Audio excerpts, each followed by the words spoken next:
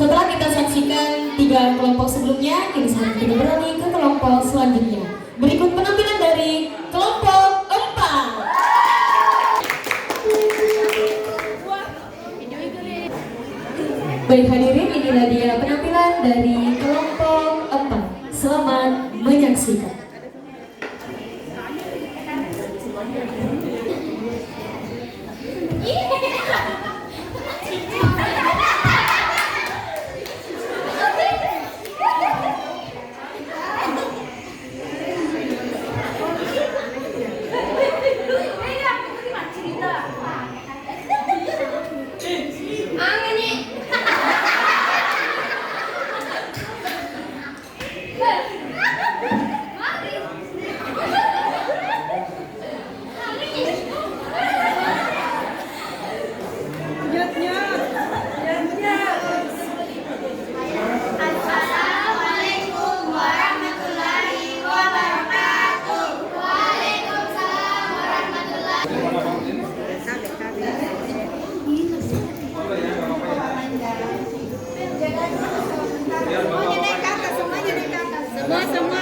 Hadirin sekalian, sementara acara kita jeda terlebih dahulu, kami undang kepada adik-adik sekalian untuk berfoto.